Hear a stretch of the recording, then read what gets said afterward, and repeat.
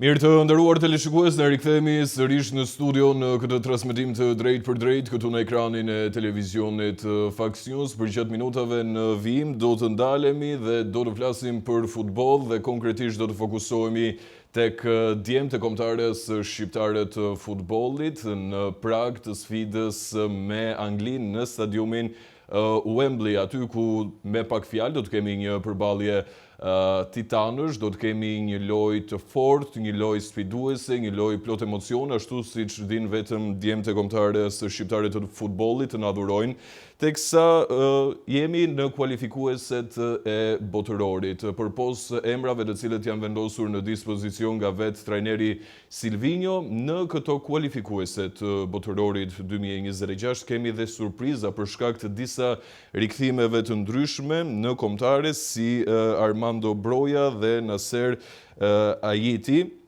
por kemi dhe emra të rinj të cilët janë bërë pjesë e skuadrës në kualifikuese, detajet, informacionet, por edhe emocionet, shtesë do të na i përcjell ashtu siç di vetëm ai i përcjell në një komunikim të drejt për drejt gazetari Ervin Baku. Baku, të përshëndes, faleminderit që je sot në Fox News. Mirëmëngjes juve dhe spektatorëve të televizionit tuaj dhe është gjithmonë kënaqësia imja. Baku, jemi në prag të sfidës Angli-Shqipëri. Dua të marr pak emocionet tënde të para dhe më pas ndalemi tek të gjitha detajet, tek çështjet teknike, si e lexon ti këtë ndeshje, sfidën me të cilën do përballemi, duke patur parasysh që Anglia nuk është një kafshat e lehtë për shkak të lojtarëve me emër, lojtarëve të cilët janë blerë dhe shiten për miliarda e miliarda euro. Patjetër që është, kombëtarja është tashmë një institucion shumë i rëndësishëm për gjithë shqiptarët kudo që janë. Kombëtarja është dashuri, natyrisht është emocion i madh, është pasion, është vërtetësi, sepse është diçka, është një dashuri e vërtetë, domethënë personalisht kam 45 vjet që ndjek kombëtaren, tani prej shumë vitesh e ndjek si gazetar dhe nuk kam emocion të madh. Natyrisht që kjo është një sfidë e vështirë, është një nisja e një fushate eliminatore të kampionatit botror dhe ëndra e ne gjithëve është që pas 2 finalesh të kampionatit evropian, pra në Francë 2016 dhe në Gjermani 2024, të shkojmë ta prekim atë tokën amerikane, tokën kanadeze dhe tokën meksikane në kampionatin botror të vitit 2026, pra që do të zhvillohet në këto 3 shtete. Ti e the që është një kafshat, nuk është kafshat e lehtë, është si ajo kafshata e migjenit, por është një ndeshje shumë e vështirë, sepse ti e the vetë që diferenca mes formacionit anglez dhe formacionit shqiptar është 1 miliard euro. Mirë po, futbolli prandaj është, futbolli nuk është basketbol, futbolli nuk është volejbol, futbolli është një sport magjik dhe ka ndodhur shumë herë që si thua Davidi ta mund Goliatin, është një përballje shumë e madhe, se unë dëgjoj gjithmonë Harry Kane, po Jude Bellingham kur do ta marri, ose kanë bërë të qesh këto ditë portalet shqiptare që thonë lajmi i mirë mungon ky lojtar, ndërkohë që Anglia mund të ketë 10 formacione me ne dhe janë po aq të vështirë gjithmonë. Dhe ajo që më vjen çudi, Albi, është që me ne ata luajnë gjithmonë sikur po luajnë finalen e Kupës Botës. Gjithë ato bllofet i kanë bërë bllofë me Maqedoninë, bllofë me Greqinë, bllofë me Hungarinë. Me ne duhet kemi, nuk e di çarinati kanë, sepse na kanë mundur gjithmonë shumë lehtë. Humbja e fundit e jona është para 4 vjetësh në Wembley 5-0, kështu që unë uroj që këtë herë të ketë një ndryshim serie dhe ne të arrijmë diçka pozitive. Po, si paraqiten formacionet në këtë herë, Baku, the që disa vite më parë jemi mundur me një rezultat tepër të thellë në Wembley, po kam përshtypjen ka ndryshuar gjërat vit pas viti dhe cilësia e lojtarëve rritet vit pas viti, ashtu siç kemi bërë në emisione të ndryshme edhe analizat tona për atë se çfarë japin lojtarët tanë në fushën e gjelbërt. Si e parashikon, si e mendon me cilësinë e lojtarëve, me përgatitjen e tyre, se në fakt për hir të së vërtetës nuk është thjesht një përgatitje fizike, është një përgatitje mendore, një përgatitje psikologjike, morale e të tjera. E kemi ne fuqinë morale, psikologjike për t'i bërë ballë anglezëve në këtë sfidë? Unë mendoj që po, ne kemi këtë fuqi për cilën t'i flet. Është e vërtetë që nuk ka të bëjë vetëm me parametrat tekniko-taktik, ka të bëjë shumë me mentalin, pra duhet të jeni të fortë nga ana psikologjike, me moral të lartë. Patjetër që shumë nga futbollistët tanë, edhe pse shumë nga futbollistët tanë vinë në këtë përballje me moral të lartë. Mbrojtja është shumë solide, me në krye kapitenin ton Berat Gjimshidi, i cili ka zhvilluar rregullisht një kampionat në Itali. Kemi Porta, po ashtu Thomas Trakosha i ka lënë pas ato mosaktivizimet që kishte sot në Greqi, është titullar. Aslani te Interi, Bajrami, që edhe pse me ardhjen e trajnerit të ri nuk ka minuta shumë, por ka një eksperiencë pjesën e parë të sezonit dhe eliminoi skuadra e tij Rangers Glasgow, eliminoi Fenerbahçen e Jose Mourinho's dhe Bajrami u fut minutën e 70. Pra gjitha këto bëjnë me moral të lartë. Kemi Brojen, i cili ka vetëm 10 minuta në këmbë, por Silvinho ka bërë diçka shumë të mirë që ta marri Brojen, sepse Broja dhe për 10 minuta, apo ata e dinë sa kohë do ta aktivizojnë, të bën gjëmën. Ideja është e tilla, Albi, që sot Shqipëria është rritur shumë, e kupton? Sot Shqipëria është shumë. E pam edhe në pjesëmarrjen e saj në Europian, pra ka bërë lojë shumë të bukur, ka bërë sfida shumë të mrekullueshme dhe ka dhënë një lloj emocioni që deri dje nuk e kishim për hir të së vërtetës. Baku, nuk e di sa dakord bie me mua në këtë pikë. Absolutisht, po ajo që ne duam sot janë rezultatet, e kupton? Ka ikur koha e lojës bukur, e paraqitjeve të mira, unë mendoj që sot Shqipëria ka gjitha mundësitë që të bëjë dhe rezultate. Unë e thash, jemi të përgatitur dhe në një ditë të madhe ne mundim çdo. Të premten pas nesër në Wembley duhet bashkohen shumë faktorë që ne të marrim diçka pozitive. Ne duhet jemi në një ditë të madhe. Anglezët duhet jemi në një ditë jo. Fati, i cili është pjesë shumë e rëndësishme e ndeshjes, dhe sa të kaloj koha që ne mos mësojmë gol, sepse ajo përballje që unë isha në 2021, isha po atje në Wembley, 45 minutat e para përfunduan 5-0.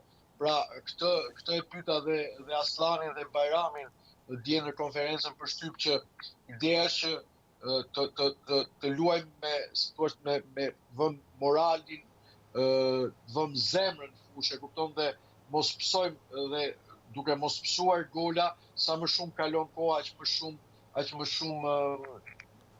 shumë anglezët do dyshojnë. Po tash është një përballje shumë e vështirë. Dhe me mendjen time unë kam thënë kështu që kur pash këtë short, ne garën tonë nuk e kemi me Anglinë. Ne garën tonë e kemi me Serbinë. Me Serbinë dhe me këto dy të voglat, me Letoninë edhe me Andorën. Se unë mendoj që të shkosh kampionat botror është shumë e vështirë, dhe i pari shkon direkt dhe i dyti luan në play-off, ripeshkohet e tjerë. Dhe unë mendoj që të bëjmë në këtë rast do kundërshtoj veten që në Angli vlen dhe një paraqitje e mirë, edhe një humbje minimale, edhe diçka e tillë që të vim këtu me moral të lartë, me një frym që kombëtarja e ka, fryma në ekipe shumë pozitive, që të sigurojmë një fitore të hënën këtu në arenën kombëtare me Andorën. Është e rëndësishme që këto eliminatore t'i nisim me ndeshje të mirë dhe uroj që të jetë e tillë kjo ndeshje së premtes në Wembley. Sa i beson për zgjedhjes që ka bërë trajneri Silvinho në listën e kombëtarës Baku, qoftë në port, qoftë në mbrojtje, qoftë në mesfush, qoftë në sulm, a duhet të kishte ndryshime, a duhet të kishte edhe përmirësime, pse jo në listën e përzgjedhur?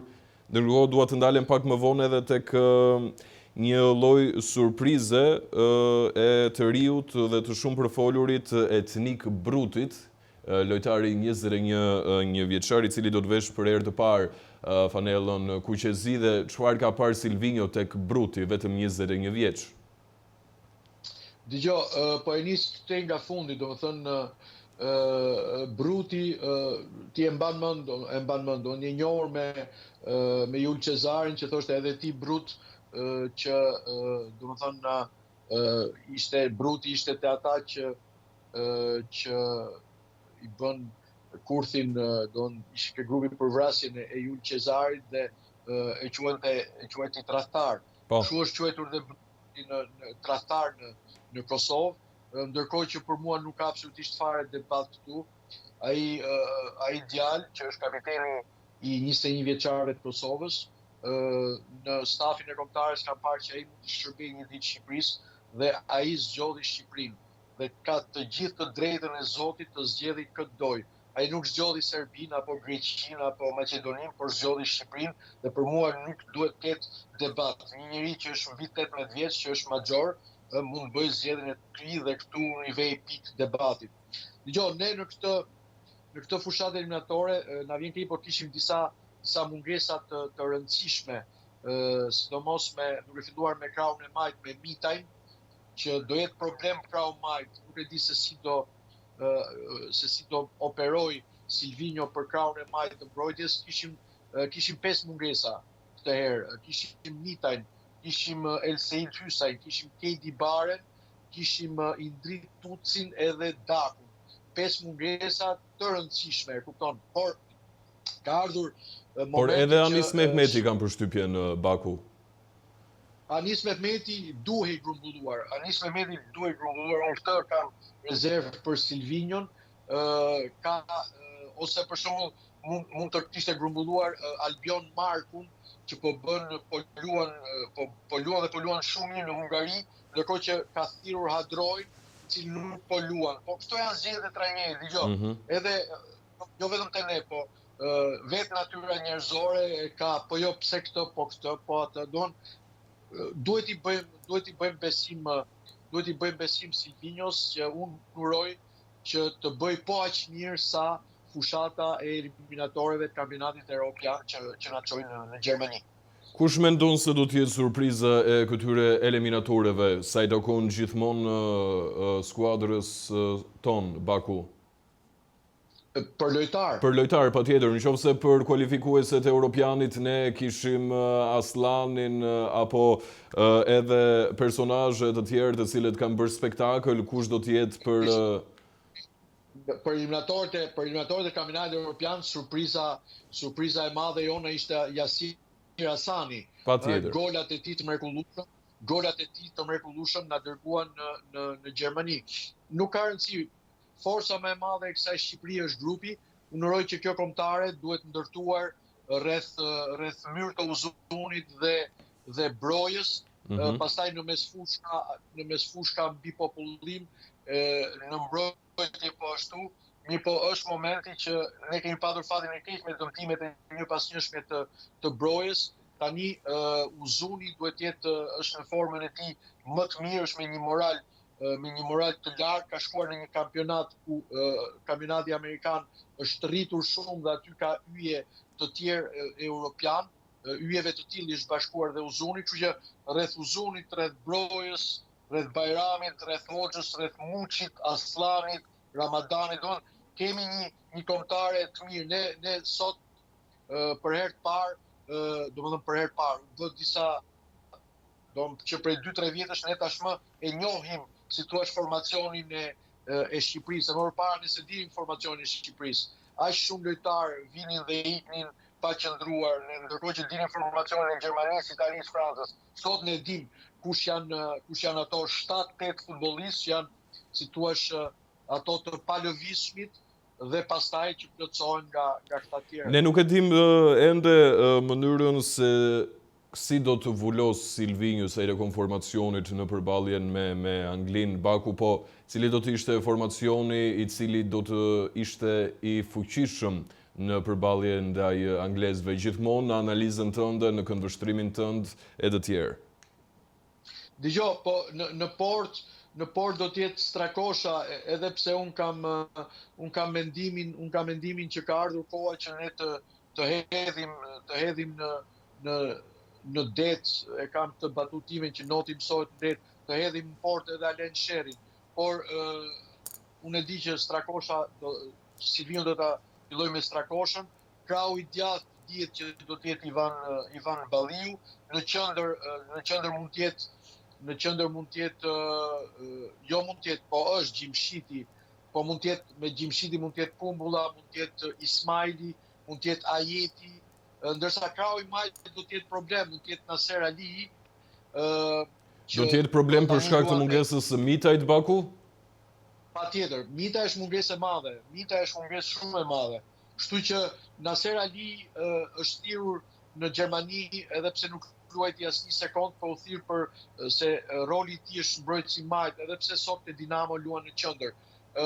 Pra kjo mund të jetë mbrojtja, ndërkohë që mes fusha me Ramadanin, me Aslanin, me Qazim Laçin, nga krau tjetër është Asani, dhe unë do doja që të fillohet me Uzunin. Nuk besoj që do ta fillojmë me Brojën, sepse me 10 minuta, por besoj që Broja do të ketë një 45 minutë që të shpërthej, dhe urojmë të gjithë që të na bëjë të gjithëve krenar, edhe aty në Londër, ku të gjitha stadiumi është sold out, të gjitha biletat janë shitur dhe shqiptarët do të jenë në të gjithë sektorët e stadiumit, sepse përveç sektorit ton kam blerë dhe bileta në çdo cep të stadiumit u emri, sepse siç e thash, është sot për sot Kombëtarja e Shqipërisë është institucioni më i madh i shqiptarëve, institucioni më i dashur.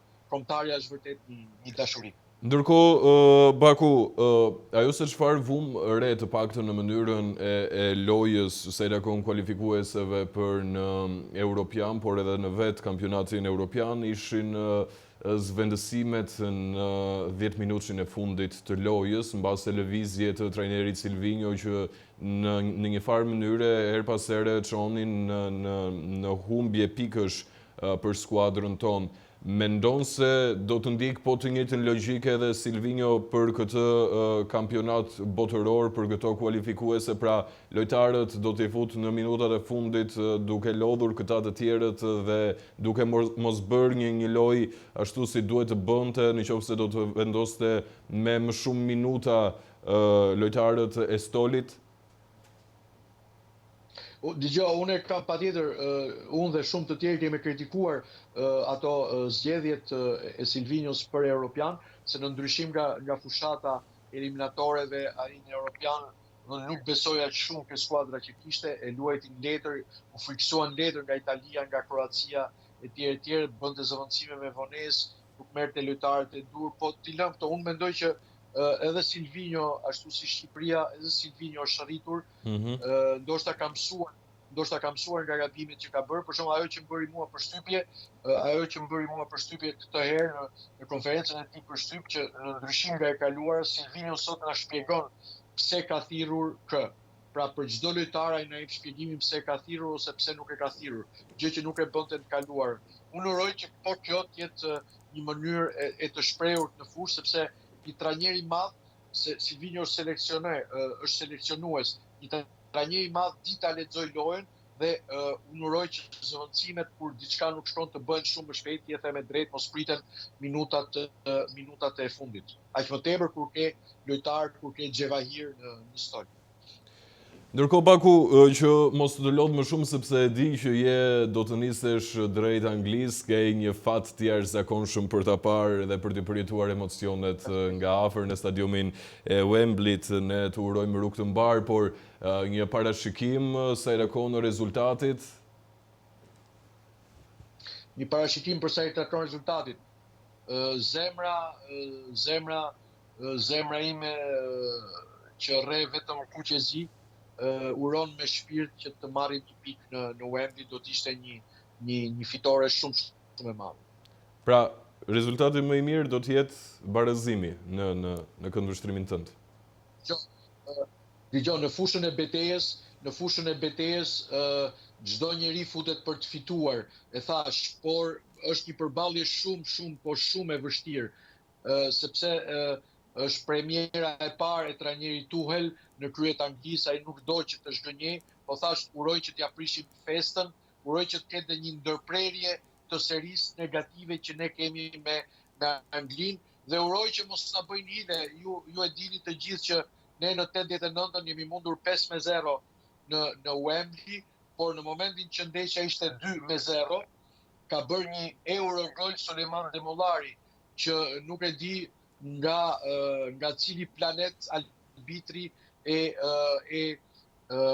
anulloi. Pra një Eurogol, unë juftoj të futen në YouTube, ta shikoni golin e mrekullueshëm të Demollarit në Londër, dhe trajneri Robson në pushim ndeshjes i tha stafit tonë që po të na anullonin ne këtë gol, unë do ta tërhiqja ekipin. Pra uroj që të ketë një fair play, po sot me VAR-in e tjerë nuk ka gjasa që të ketë arbitrim të keq. Pra, duke e përmbledhur, thash, çdo njeri futet për të fituar, por marrja e një pike në Londër është jo vetëm një fitore e madhe, por është një fillim shumë i mbar. E di çfarë, uroj që ta fillojmë ashtu siç e filluam në eliminatoret në Portugali, eliminatoret që na çuan në Europian në 2016, me golin e mrekullueshëm të Balajt në komentin e gigantit që na shikon nga qielli Costa Grillo.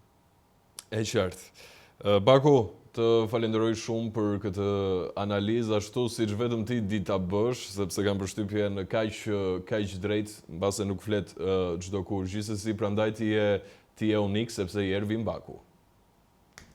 Faleminderit shumë, faleminderit, e vlerësoj shumë, edhe të fala të gjithë aty te faksi. Të bëjnë të gjithë të fala. Të falenderoj edhe një herë, është kënaqësi e madhe. Mirë, ishim me Vim Bakun, siç e quaj unë, të madhin Vim Baku, ne shkëputemi në publicitet.